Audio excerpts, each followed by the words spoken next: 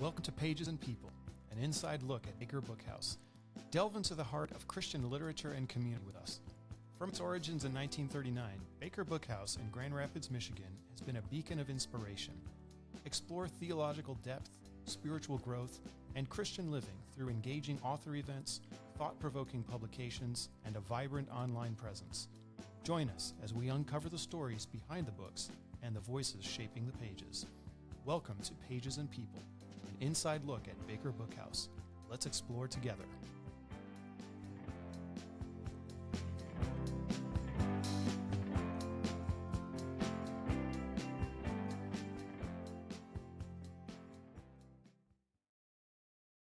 Welcome back to Pages and People, an inside look at Baker Bookhouse. I'm Pete McGowan, and today's episode is extra special. We're sitting down with two powerhouse authors whose newest books are already sparking deep conversations in book clubs and churches across the country. First up is Mary Marantz, whose latest release, Underestimated, invites readers to break free from self-doubt and step boldly into their God-given potential. Mary blends her honest storytelling with practical wisdom, showing even our deepest scars can become the very places God calls us to shine. Then we're joined by Rachel Hauck, the beloved novelist behind The Sands of Sea Blue Beach. Her newest story is a heartfelt tale of forgiveness, reconciliation, and second chances, woven with the same spiritual depth that has made her one of the most trusted voices in inspirational fiction today. Both Mary and Rachel are using their gifts to make a real kingdom impact, helping readers rediscover grace, courage, and hope in their own lives. In this episode, you'll get a sneak peek into their creative process and the heart behind their work. So grab a cup of coffee, settle in. This conversation is one you won't want to miss. Thanks for being here. We think if we're perfect enough, no one will ever leave us again. And so the unraveling of it has come in the realization that shiny is a stiff arm and that we hold people at distance so that they don't leave us. Right? We hold them away so that they don't run away. I have bit by bit, from speaking on a stage to conversations like this, just been able to witness over and over again that it is actually honesty and vulnerability and not knowing all the answers that pulls people closer. The perfect's actually pretty boring. This is Mary Marantz. Welcome, Mary, to Pages and People. Oh my gosh. Thank you both so much for having me. Pete and Sue, I feel like there's this funny thing that has just happened that you don't even realize, and that is that I joke that I should have like a t-shirt made that says, "How have I never heard of you before?" Seriously. Wow. Because that is usually the common response when I speak somewhere or somebody reads the book or something like this. It's like, "How have I never heard of you before?" And it's like, well, I don't know. Maybe because I've been underestimating myself. But when I hear you say that, Mary, I think, well, you have just done so many different things in so many different fields. It's kind of hard to keep up with all that you've done. I really want to ask you, if you don't mind, how your journey has been that has brought you to writing this book, because it sounds like this is something that's been on your heart for a long time. Yeah. And you've got such a diverse background. So please tell us a little bit more. The word that came up, Sue, when you asked that question was meandering. The path has been meandering. There's a really fun part in the book where I'm talking about, if my life had a GPS input coordinates, it would be that song from the Chicks, The Long Way Around. And it's like, calculating, eliminating any route that is a direct shot to the destination. This will add years to the journey. Proceed anyway. That's so fun.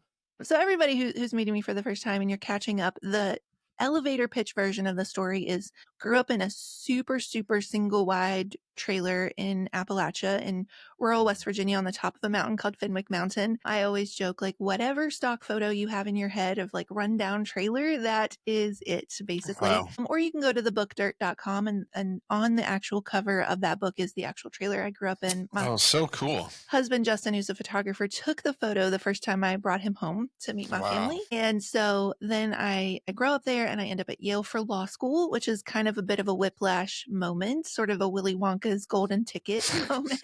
And boy, if anything will give you an underdog complex or like an addiction to being the underdog, that is it. And then as soon as I graduate Yale, I turned down 6-figure law firm offers in London and New York to start a business with Justin, a photography business, without a penny to our name or a clue what we were doing. Wow. But we chose the road less traveled, whatever.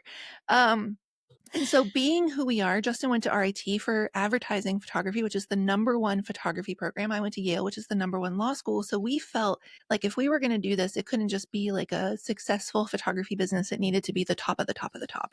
Like we were going to prove everybody wrong who said, ooh, Golden Girl has just fallen from grace. You went to Yale to become a wedding photographer. You know, which fair enough is a very expensive way to do that. I don't recommend it.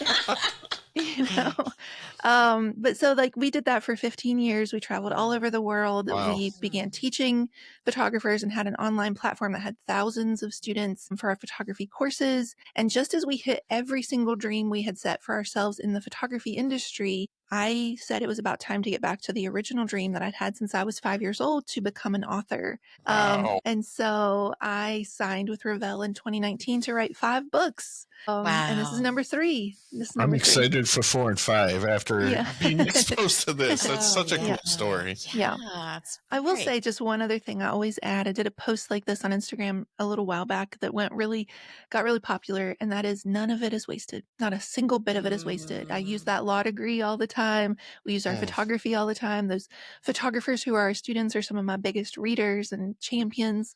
So cool. So none of it is wasted. You take it all with you. I was just reading before I picked your book up, Soundtrack by John Acuff. Yeah. And I saw so many crossovers in that and what I've been reading, this holistic approach, this better self-talk. What would you say to people who are really critical of themselves? If you could say a couple of things to them, what would you want to share and how does that connect to underestimated? Yes, for anybody who's just really, it knocks the wind out of you, some of the things you say to yourself. There's a part near the very beginning of the book where I say, like page 2, I think, where I say, actually, so the very first sentence in the entire book starts off, for some of us, it just takes a little longer. For the life of us, we can't seem to understand why other people can just decide on a thing and then go do it right away. They implement, they execute, they achieve. Without so much as a second thought or look back over their shoulder, they simply shrug it off Elwood style and keep right on trucking. What, like it's hard? Meanwhile, sometimes, okay, all of the time, skipping down here a little bit, we're our own worst enemies. We shrink, we self-sabotage, we play small. We repeat the lesson until it is learned, only we never seem to learn it. The way we speak to ourselves, we would never speak that way to anyone else. The doubts and the fears and the venom we spit inside the flickering neon-lit corridors of our own well-rounded, wounded, raw nerve-ending minds still shocks even us sometimes. How quickly it can all short-circuit. We look up startled from this busy work of our own hands, forever pulling at all these loose threads, this expert task of our own unraveling, and wonder who could actually hate us enough to keep ripping us apart that way. Believe us, no one is tougher on us than us. And so, we get into it deep in chapter 12, which is all about the inner critic and what a bully that can appear at first glance, and then this deeper version of it as a protective part, and then a deeper version of what if it's just the youngest version of ourselves, or that it still sees us as the youngest version of ourselves. So there's layers to all of this, but we begin just with this, like, wow, are we hard on ourselves? That's one of the things I really have been enjoying with your book, and why I was saying I really want to go read it again and again already, is that you do go with these layers. Even when you're talking about procrastination, I thought, I can so relate. But then you approach it from different angles, and then you take it layer by layer and go deeper to see what's going on there. As you look at your own journey, like what do you think of all of these elements has been a real linchpin for you? What's something that really made a difference for you? Well, I love that you picked up on that, Sue. Actually, the cover has a really fun Easter egg homage to that. So I don't think that's going to show up because of the screen being this bright, but if you look at the cover, there's actually a real subtle hint of a compass behind the main compass. And that is meant to stand for the thing behind the thing. That in my writing, there's the thing you think, and then there's the thing that's behind the thing, like 7 layers deep. Yes. So it can be like deceptively simple. I was just on a podcast before this one, and he's like, oh, I love how simple the writing is. And I was like, it's simple at one layer, and then there's another layer and another layer. And so it can kind of meet people where they are, the depth that they're ready to go. And I would say, like, you asked this really beautiful question about what's been the linchpin. And going back to what I said earlier about none of this is wasted, with this book in particular, I gave myself permission to show up more Mary than I've ever been before. My intelligence to be welcome at the table and not a liability. My sharp edge of a sense of humor to be allowed, in a good girl book, as we shall say, the Care Bears reference in the Serious Thought Leader book, So it's a lot of things. It is kind of, I'm coming at it from like 7 different ways, but it's a very innate, natural way that I write. But there's also something that I know as a teacher. I have a huge teacher's heart from doing those courses I talked about. We know people learn best when they hear stuff in a few different unexpected ways. And they can recall it faster when they have those really visual, unexpected metaphors in their heads for what the thing is. I instantly identified, you write about being labeled as too much or not enough. I can peg 3rd grade when somebody told me I was too emotional and I was too sensitive. And I joke now, it's kind of a coping mechanism, I guess, but I say I feel all the feels. Yeah. And it wasn't until someone corrected that and said, man, I can't even identify your gut instincts. You pick up on stuff faster than anyone I've ever known. And I was just like, yeah, that's my superpower. I kind of understand that better now. And you talk about that a lot, but how have those labels that you've been given followed you and even influenced you saying, I was allowed to be Mary? Yeah. Where do those connections stand? For my own labels, I would say one of the biggest labels is something akin to I'm only as good as the latest good thing I've done. Wow. So that's fun. Tell me more about that. Yeah. Okay, so I'll tell you, I'll try to keep it brief. This is actually in dirt. My dad, in an effort to make sure that I got out of our circumstances, had very, very high standards, like unflinching standards. And so when I was 4 years old, he decided upon a whim that it would be a really good idea that I stand up at the Christmas pageant at the Little Macedonian Methodist Church in the spotlight in front of everybody. And we're talking standing room only, everybody from the mountain comes and wrote from memory, not read, but recite from memory the entire 'Twas the Night Before Christmas poem. That's intense. Wow. Which we practiced it, memorized it. And I did. And right before I went up, he said, don't fidget and don't mess it up. And I recited it start to finish perfectly, flawlessly. And then the next year, he decided that I should do 'Twas the Night Before Jesus Came as the follow-up. And we didn't practice quite as much. And I went up there and I recited it from memory, but I messed it up in the sense that twice I had to be given a 1-word prompt. But in my mind, I had totally messed it up. I had totally failed. Oh, wow. And so the tradition was that the parents would bring one present to put under the tree for the kids in the pageant to open after the pageant was over. And so my dad had brought a gift and put it under the tree, and all the other kids went and opened up their presents. And I'm sitting on the stage with my little Mary Jane's feet just swinging back and forth, like completely crushed. And he came up to me and he said, I could tell he was disappointed. I'm not going to sugarcoat that part. I could tell he was disappointed. It was not the feather in his cap that the previous year had been. Sure. But he said to me, like, kid, why, always called me kid, why have you not opened up your present? And I said, well, that was supposed to be if I did it right. And I didn't. So he went over and he got the present and he handed it to me. And he said, well, this package wasn't for how you did. This package is just because your old dad, which is what he called himself, your old dad loves you. And so, man, we could spend 4 hours unpacking that story, right? Because there's a lot of good in there. There's a lot of pictures of grace in there, but there's also a lot of human in there. That was when I was 4 and 5. And then when I was a senior in high school, he also got a whim that I should be president of the Honor Society because we did this whole big ceremony at the end of the year. And when he was in high school, the Honor Society kids had picked on him because he was just like a dumb old logger guy. And so again, I go to give it up there and give my whole big speech. And he says to me, don't fidget and don't mess it up. And we're doing the whole thing and it's going perfectly. And then I realized there's this part where I'm supposed to read a poem about candles and I'm supposed to light the candle. And I forgot to bring the lighter. And so this is so exciting, right? What's going to happen? And I'm literally setting up on stage with the other officers front row, like all eyes are on us. We could not pop out and go get it. And so luckily I ended up getting an award, and I went up and I hugged the teacher and I said, "Hi, can you get us a lighter?" And I said, "Do you have a lighter?" And he said, "No, but I'll get you one." And so he went and got one and passed it from backstage down the row, handed it to me just in time to do the poem. Oh. I don't know where any of this is coming from, except to say a legacy of don't fidget and don't mess it up has become the standard. And you still hear that, I'm sure. Yeah, every day. How have you shed those labels? How have you done that to accept that Mary who's actually Mary? Yeah.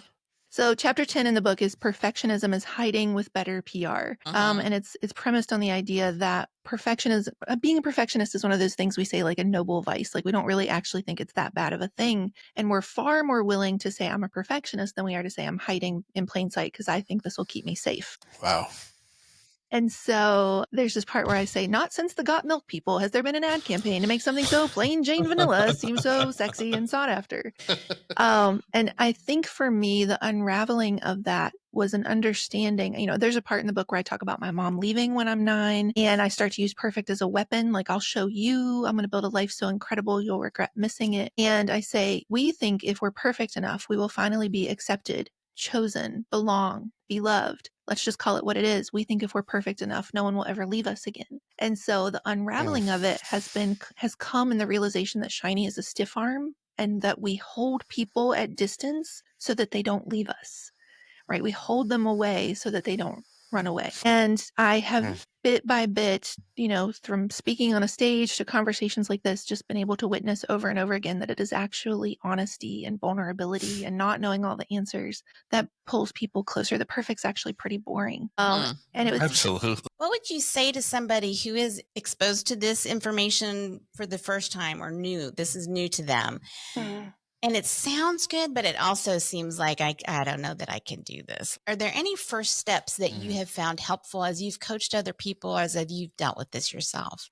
This is going to be a really unexpected first step, but it's going to be like thinking about the end in mind, keeping the end in mind. So here's what I mean by that. There's a really beautiful quote from Oliver Wendell Holmes that says, most people will go to their graves with the music still inside them unplayed. Wow. And that should rattle our rib cages. That should scare us, right? That should give a kind of urgency. There's, a part in the book where I say that, another year goes by and the clock goes on ticking and the world is worse for your absence. And with the publishing schedules and like the cycles, most commonly about the quickest you could do is every year or let's say 2 years. A year's real tight even.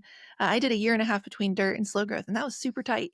So let's say every 2 years for the rest of my life, I can release a book. Well, I feel like I have more books in me than that when I start doing that math, So there's an urgency in me not to waste any more seconds on letting fear get the upper hand. And I know that's like you asked for a little step, and I'll give you a little step here in a second, but I think it begins by just like understanding that we think that it will be a waste of time if we try, but we ignore the fact that the clock is going to keep ticking anyway, right? And this idea of like we're faced with the choice between creating nothing or creating failure. So many of us will choose nothing rather than risk creating any kind of failure at all. And we're worse for that. We're all worse for the fact that you're not showing up. We never asked you to be perfect. We just asked you to show up. And that voice in your head that tells you should stay hidden, that voice is terrified of the day you realize that perfect records were never a prerequisite for purpose. So I think that that's the big picture we're starting from. And I want you to feel that urgency. This is, I say this book is 2 parts love, 1 part tough. There's the 1 part tough. We have to go. We cannot stay here. We have work we were created to do. It was prepared for us in particular in advance. And it is an act of obedience to show up and say yes to it. And the clock is ticking. So I'll say all of that. And then I'll say our surprisingly simple shift is just start today with 1 small but important commitment you make to yourself and actually keep it today. Dr. Allison Cook in chapter 3 of the book says this is how we start to expand our ability for capacity, what we believe we can steward well, and it's how we become the grown-up in the room who can be trusted. That grown-up is you. Wow. Yeah, I'm just flooded with lots of thoughts. I guess I would like to know what your definition of underestimated is. Oh, yes. Boy, I like that question. So I really, when this idea came and tapped me on the shoulder, a la Liz Gilbert style in Big Magic, I couldn't believe it picked me. I truly felt not in a like, oh, I'm not deserving of it. It was just more of I can't believe this hasn't been done. And I can't believe I get to be the one to write it. like it knocked the wind out of me in the best way possible. And I was very thankful that because she talks about if you're not paying attention, it will move on. I was really grateful I was paying attention. And so when I first thought I was writing a book called Underestimated, I was 100% convinced that it was going to be 100% about when other people do this to us, when they look right through us, when they don't see the magic we have inside, when they uninvite us, when we don't get a seat at the cool kids table, when we think we're not one of the ones who are going to matter, right? Any of that stuff. Or I had so many amazing teachers in high school, but I had one teacher who said to me, if anybody's going to make it out of Richwood, West Virginia, trust me, it will not be you. And I put that in my back pocket like jet fuel. Underestimate me. That'll be fun. But the book had opinions. These books have opinions and ideas about what they want to be. And the book said, it's going to be about 20% that. It's going to be about 20% of the book, because that's a thing that happens. That is something other people do. But it's going to be 80% about when you do it to yourself. And right there on the top of the cover, it says, because the person counting you out the most just might be you. And so that to me is where the real transformative work of this book happens, because we can't really control what other people do, but we can control when we do it to ourselves. And that can certainly, the jet fuel, as you call it, I've heard you say elsewhere too, that it's really not that sustaining. That it's like a propellant for a reason, to get you off your butt, to motivate you to whatever you want to say there.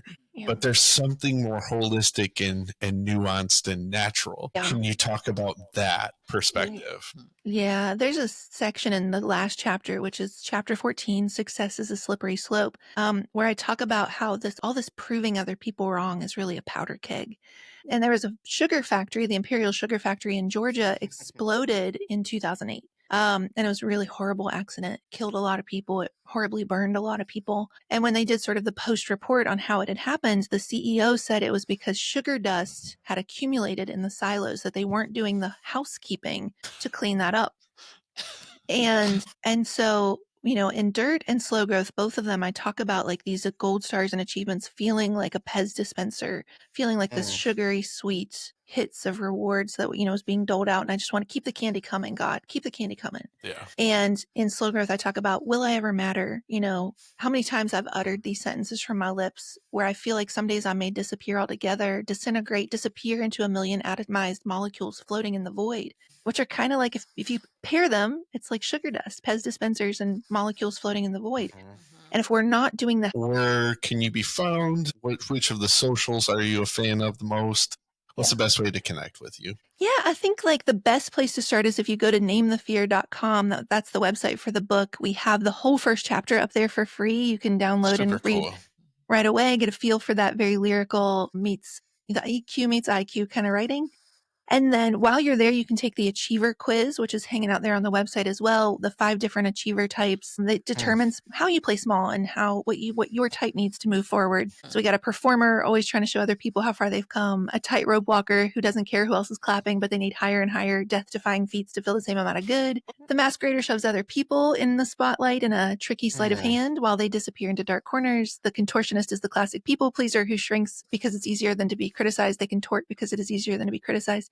And the illusionist in the distance believes they themselves and all the conditions to begin must be perfect before they can even start. So you'll find that at namethefear.com, or you can go directly to achieverquiz.com. Takes 2 minutes to take, 10 minutes if you overthink it. And then the questions are fun. The results go deep. I will tell you how your type plays small and what to do about it. Yeah. And then Mary Marantz on Instagram. Come tell me what your achiever type is. Yeah, so excited. So encouraging to see others doing the work in the trenches, and really going to recommend this book to a lot of my people. Thank you. Because I think it's such helpful work, and I'm going to pick up the first book before I leave work. I'll read that as well. So, working in a bookstore. I'm about to go on a vacation, so I will attack your 3 books. I love it. In succession now, so yeah. You're going to love Dirt. If you're a feeler, you have tissues. Yeah. Well, Mary, I really appreciate you putting yourself out there, working so hard. You are such a great storyteller. I'm not the first one to say that, I'm sure. But I feel like you really reveal a lot about your vulnerabilities too through the book. Yeah. And that is just so helpful and encouraging. But I know it comes at a cost too. I mean, you're taking taking some risk and putting yourself out there, but I really appreciate all your work. If I could tell you one fun thing as kind of a final thought for everybody listening of like how fear will attack us. I've heard that word storyteller so many times and I love it now. It's one of my favorite compliments. But in the beginning, fear liked to hiss in my ear and say, see, that's all you are. You just tell stories, no substance. You just talk and talk and talk, and there's nothing that you ever get to. And the reason, Sue, that it happened is because I talk about in chapter 2, fear will attack you at the exact precise crosshair intersection where your gifts meet your story. And so I have a gift of storytelling born out of a story born in Appalachia. And so it tells me like all your words are just a clanging gong. They don't mean anything. And now I know that it's one of the best things somebody could ever say to me. Yeah. Well, because what you say really goes to the heart. Like it is not just words. It is really connecting well. So yeah. Really so fear is afraid of that. Yeah. Right? Fear's afraid of where we'll make the impact. So yeah. And for our listeners, we've got a great deal right now at bakerbookhouse.com. And Mary, thank you so much for your work, and we've enjoyed spending some time with you. And Mary. Same. Yeah. Thank you for having me. Thanks for spending the time. Thanks for reading the book. Yeah. That's amazing. I'm going to be reading it again. Thank you very much.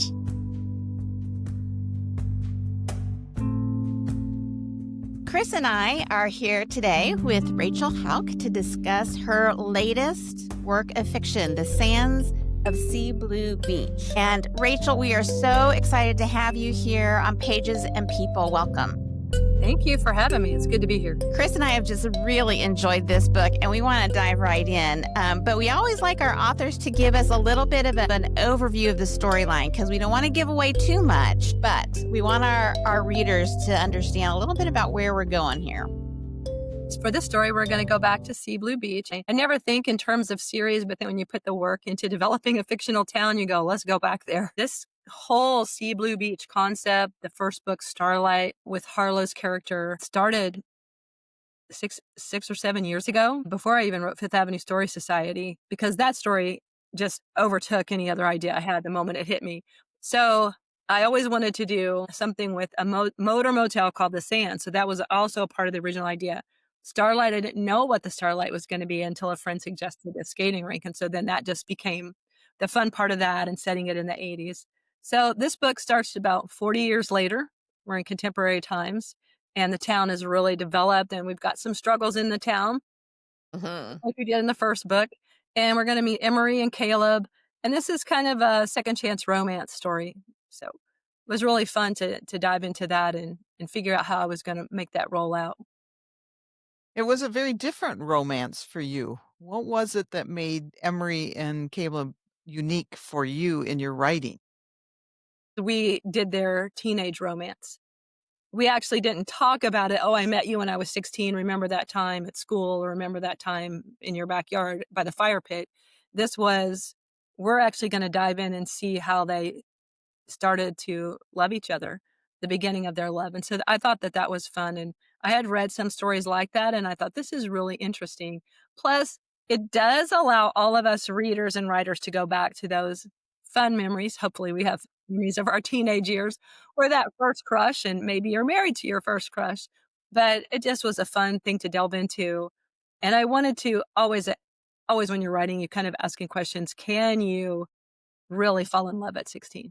I wanted to know, with this romance, is it easier to write a teenage romance that develops again later when they're adults, or what you normally do, which is boy meets girl, and they bring in their luggage and baggage, but a romance develops? I don't know if you guys have noticed this trend with me, but probably in almost, I would say 90% of my stories, they have a previous connection somehow.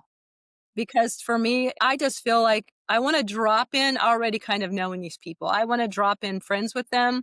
And it is a little bit more difficult for me. I know it's not for all authors, but for me, it's a little more difficult when they meet for the first time. Because are you doing friends to lovers? Are they needing each other for some reason? Like how are they doing this? And there's always that they're not going to like each other at first. Donald Moss says they hate each other, and now they're madly in love. That I write those characters well. When I look back, I'm working on something right now where they're just meeting each other for the first time, and I'm like, they're not nice to each other, and I don't like that, and I don't think the reader's going to like that. So I have to find something common goal for them to have together. Like, we need each other. Let's make this work. So for me, I always, and of course, Caleb and Emery meet for the first time as teenagers. So that's Right. part of the story. I felt like when they, when he walked into that courtyard, they were already friends. I think I have a strong love for women's fiction elements or contemporary fiction elements. And so when they come back together, what's going to keep them apart? And what was really the dark moment of their teenage years? Because I wanted, for the sake of the story, I really wanted them to not be in touch. I didn't want, we fell out of touch over time. And so for the reader, they meet 16 years later. And I thought, well, I've got to have something happen that pulls them away from each other. And so for both of them, it was they wanted to remember each other. There was such a specialness in their relationship, but their family dynamics made them want to forget. And so I just really, it just kind of presented itself. I always knew that Marie would have lost her mom. And then with Caleb and his sister, I just kind of had fun with that and just kind of pulled stories that I've heard throughout my life of people have different family dynamics and tried to kind of tumble that into Cassidy's character. But I think it was necessary. And it's also part of the overall story of love and reconciliation. And you see that so much at work in that relationship and in those families, but also in the community. Yes. Like, I felt like that was a whole other layer of messiness that goes with that. Where did you get that idea for infusing into your community, since it's a town that you already know? Yeah. Well, we had problems in See Mimi at the Starlight. We had problems with them wanting to develop, which was very common in the late 80s in that North Florida panhandle. So we see them wanting to develop. The Starlight was at risk. We saved the Starlight. And so I felt like when I opened it up, the story 40 years later, I know that western part of the town was going to be developed. And all of a sudden it became East End, West End. And all of a sudden the rivalry started presenting itself. And really, to be honest, Chris and Sue, it was just, I need something. What can I use? But then I go back and listening to you guys talk about it, and I see those echoes of reconciliation and love and forgiveness.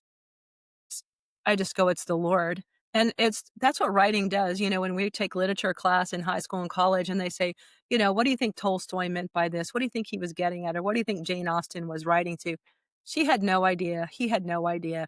It's how stories unfold together. And really, that's the power of scripture, that all these different authors came together and wrote something, and it all points to Jesus. And so I feel like that's just what happens when you write a story. And a smart author, a good author, hopefully will recognize those things and begin to pull them out and layer them in and do what they can do with them. That makes me think of something else. Is that the same thing here? Maybe it's the same idea, but you weave in each character's faith story or dynamic with faith and trusting God and believing in God. And it seems like the characters are at very different places. What kind of helped you develop that aspect, and how do you think that shapes your characters? That's actually the last thing I work on, because I don't want agenda fiction. I don't want to, hey, here, reader, this is my opinion. I really want it to be organic to the characters. Mm-hmm. And I also have this balance of, I want truth, but truth can come in a lot of different ways. And I would rather not have church foyer conversation, but inner secret place Jesus conversation. So how can I get them to encounter Jesus rather than, what we do Sunday morning in the foyer? That's just my philosophy. And so I kind of just wait for that to happen. And because I use usually some kind of supernatural character, Emmanuel was already developed. I developed him with a different spelling, and don't ask me why. We developed him for the True Blue Royals, which is the Lockton land, and we see the Royals come back, and See Blue Beach has an attachment to the royal family, the House of Blue. And so I just thought, well, I'll just keep using him. And so he's God with us. And so each character encounters him in a little different way, which I wanted to be kind of organic. For example, Emery didn't know much about Emmanuel, God with us in See Blue Beach, where Caleb would have grown up with it. And so he's, who really kind of has an encounter with him more than anybody else in the story. So I just let it roll. And actually, we were very close on the same question. The one I want to add on is with Emmanuel in this one and all of your books that I have read, there's that spiritual element that's just, for lack, and I don't mean it in a pun, but out of this world encounter. Mhm. What made you start doing that in your books? Because to me, I love finding them. I mean, you know, Mm. you're gonna when you're reading them, but it's like, this is it, you know? Hmm. Sure. So, Well, to be honest, desperation. My first book, seriously, desperation okay. was George on her mind. And I thought it was chick lit. And I thought, I'm just being all clever. And, where I was at in the Lord personally at the time and what we were doing, my husband was a youth minister pastor at the time. And what we were doing with the youth and the things that were happening in our region was just really powerful and dynamic. And so I thought I was using different kind of language. And my editor was like, well, can we roll back some of this Christianese? And like, I don't know what to do. And so I had encountered a lot of people who had supernatural encounters. One would just see feathers, like sitting here in my office, she would see feathers drop down. There's no bird in my office. I personally often have smelled the fragrance of the Lord. I've just had people who've encountered the Lord in this, beyond the veil several times. And so I thought, well, I'm going to do that. And so I had a character named Drag who was the surfer and he was going under and this hand reached in and pulled him out. And so that became, and they were the single saved sisters. And so with the main character, so I just played with that a little bit, but then all of a sudden this supernatural character walked on and I'm like, okay, I can do this. And so I thought, well, let me introduce the Lord in the story. There was a beyond the veil. And I once heard somebody say, if we could see the supernatural breaking into the natural on a regular basis, we'd be amazed. So that's what I decided to do. You know, it fits your stories so well. And I love that you got the idea from real life. You know, Mhm. because that's, and, we could argue that, theology and all that, however you want. But I like that it's just an organic part of your story. It doesn't feel forced. And I'm not going to say what happens, but your ending with Caleb is beautiful. Thank you. So, Thank you. And I feel like the ending with Caleb, and I feel like I'm going to tear up, is really how God is with all of us. And even how at the beginning of the Meet Me at the Starlight, I had a kind of a prologue that we ended up cutting, but I kind of tried to weave it into the story. But, the prince who founded the town was crashed on the beach and Mm-hmm. it's super dark. He's lost everything. The ship's gone. And he's like, I'm just going to lay here and die. And all of a sudden, just this man walks out of, there's one light, one star. This man walks out of the light and kind of walks past him, but tells him, get up. And so I feel like a lot of times that's what the Lord does with us, but it's in such a way that it's not head, but it's heart. Head and heart combined that makes us move. We know we've encountered something supernatural, and you don't have to see it or smell it, right, to know that that's happening. It's all in your inner man. yeah. Yeah. And like I said, it's one of those things where you have woven it in that story, whether this one or any of yours, that you remind us that God is well pleased with us, no Mhm. matter how big a mess we are. Yes. And I feel like that has been one of your messages from Georgia on my mind is like, he's okay with us. We're a mess. We're a mighty, mighty mess, but he's okay. He's okay Yeah. with us. So Well, it's John 3:16, for oh, God so loved the world. And then, the whole cry of the angels in Luke 2, oh, hey, unto us a child is born because God is pleased with man. And you're like, really? You are? I don't know Yeah. why. Yeah. So It's that's just we need a savior. Yeah. We need a savior, and sometimes it's really, really, really apparent that we do. so Sometimes true. we hide it a little bit more, but yeah, we always need a savior every moment. Rachel, one of the things too that I enjoyed so much is, and I was telling Chris this, it's like I know that Caleb and Emery are the main characters, but there's so many other characters too that are just fun and add so much more dynamic. And hearing you talk a little bit about your husband being a youth pastor, is that where you got some of the ideas for the characters when they're talking about when you're talking about their teen years and some of the antics that they do? I mean, it's I would have to say that actually probably was inspired by my own teen years. By my own teen years and growing up with brothers, my older brother particularly, in South Florida. I just went to like, could I see my brothers doing this? Yes. So let's do it. I was around a lot of guys growing up, cousins, my friends of my older brother and families that had sons but no daughters. And I knew what they were up to. Yeah. Mhm. And a lot of times, one of my other things that I was thinking about even this morning was, Rachel, just write a little simpler. But then I always have to have that hyperbolic moment where the characters do something crazy that we all go, oh, I would never do that. But that's cool. But we like watching them do it, and we hope they don't get in trouble. I have to admit that would be me. Oh, look, that looks like maybe that's why I read.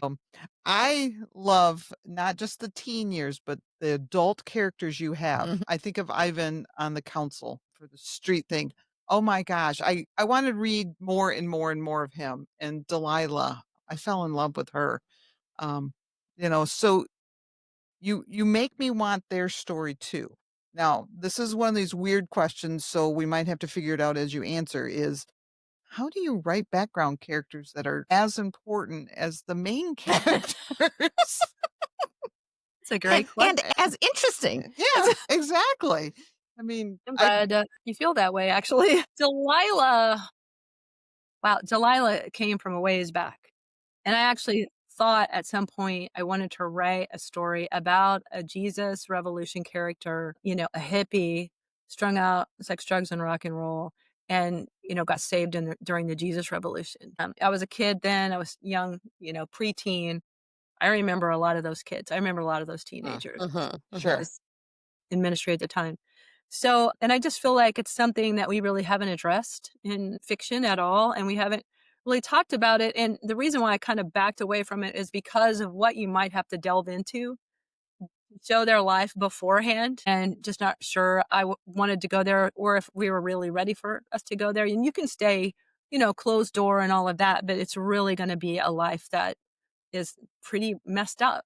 So Delilah came from a long way back. I thought at one point in time she would have her own point of view, but the back and forth between Emery and Caleb took up enough space, and I really didn't want to write 120,000 word novels.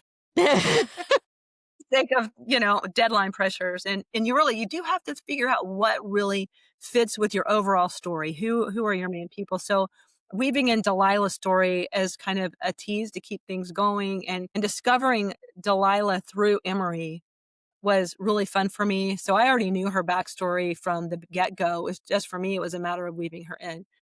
And then Ivan, I loved Ivan, and he was just, who was his counterpart at Adele or Yeah, something like that. something like that. Yeah. The two of them were hilarious, and always you just need that character who brings levity. And I could just, the moment he walked in, I just saw a pencil behind his ear, a single piece of notebook paper. He's going to take notes, and him just being a spunky old man, and Adele there with her knitting and giving it back to him. I just felt, and the funniest line in the whole book to me is when, I'm not going to spoil this for anybody, but I got to say it. When Emery comes dashing in, this is the Main Street USA meeting. She comes dashing in, and Caleb's running this meeting, and he goes, oh, this is Emery. She's the editor of the Sea Blue Beach Gazette, which is really on its last legs. And, Ivan goes, dur, dur, dur, dur, dur.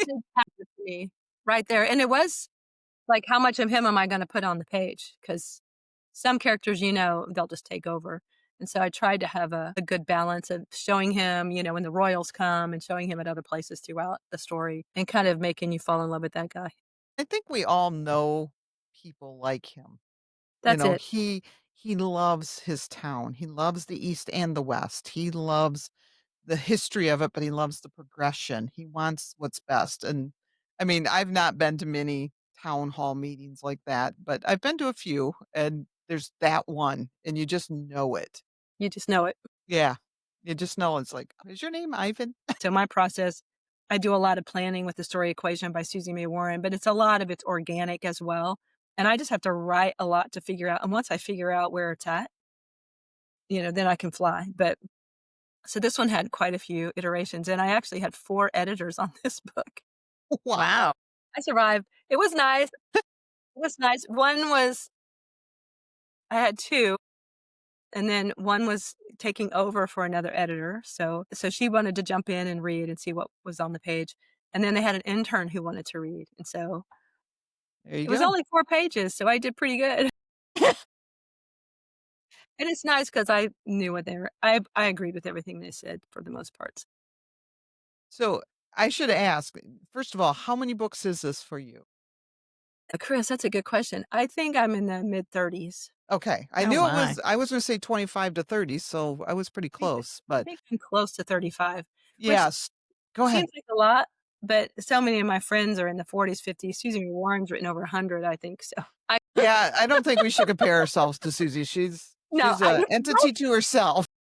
entity to herself. We love you, Suze. Yes, definitely. So what I was going to ask is, now you were talking about 4 editors. So your process from book 1 to this one, is it still the same or have you really tweaked that a lot?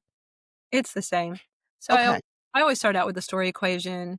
What's the dark moment of the past, their dark moment story, and what is the result of that? Wounds, lies, fears. But, that happened 10, 15, 20 years ago. As an adult going through your 20s, you usually mature, you get understanding, you build around it, but the inciting incident taps that wound that you're still carrying. And this you have a secret desire, though. You don't want the wound anymore. You wanna go on with life. You don't wanna walk with that pebble in your shoe. And so the story is about healing the wound and turning lies to truth, overcoming fears, and achieving the secret desire. And so that process is always the same for me. Then it's just figuring out how do you put it in the story? Mm-hmm. What's the external journey that's gonna get on that eternal journey? You do that very well. Yeah. So Thank you. one of the questions is that this is just so personal. Are we going to have more Sea Blue Beach again? I have suggestions. Oh, that's interesting. Just because of your background characters. Delilah almost needs her own book. We watched her develop, and I'm not going to say what happened because I don't want to give any of the book away, but there's so many more questions I want to ask her and hear about her. And even Ivan and Adelaide could have their own book, but it would be more of a comedy. And I was just curious because, Delilah's story could be even before the Starlight. There you go. That was just She my really thought. did, and, Chris, that's great encouragement because maybe I'll put pen to paper and think about that one because I think there is a Jesus Revolution story waiting to be told. Huh. Her background is such that you could make it palatable in that Yeah. scene And I before. think, some of what's coming in fiction, whether it's Christian fiction or secular, I don't care here, is our 60s stories are going to come out now. We did the World War II and that generation story, and then Korea and Vietnam are coming. So the Yeah. 60s are coming because you writers, us, are that age. Yes. And that's why I like the Starlight so much I grew up in the 80s and roller skating and all of that, so it was, so now, that's probably why Delilah's story appeals to me is, you know, that's my generation. She was the teenager that we looked up to. I feel like you're right in that, Chris. I know someone said to me when I think when The Best Summer of Our Lives, which was set in the 70s, someone said to me, "Well, mid-century, 20th century is still kind of a wasteland, Rachel." And I'm like, "Now you tell me." I love that book. I did because, it was the summer of the 60s and Yeah, things. it was taking us back, and Yep. trying to bring those elements in it. And a lot of young people today want to hear those stories. That's their nostalgia. Ours was the 50s and the 40s. Theirs is the 70s and the 80s. And so yeah, I'll put some thought to that. But I feel like it's just coming that we're gonna do those kinds of stories. Yeah, and I agree. I agree because and when you look at the topics that fiction over the ages have done is always turbulent political times. And in the 60s and 70s, it was Vietnam and, like you said, sex, love, and rock and roll. Yeah. And how did those adults now come from that? How did that change us? Yeah. Just like World War II and the Depression, and I could go on and on. So there's that pin you can put in each generation. And I think too, it's how we maybe as Christians look at things. And so there's a kind of a patriotic innocence to the World War II era and beyond or beneath, however we say that. And then we look at the 60s and it's all rebellion and questioning the country and dodging the draft and how is that patriotic? And so it's something that in a way we have to confront with this was part of our nation, but look what God did in the midst of it. Exactly. Because like you said, that Jesus revolution came along and kind So of turned the world upside down.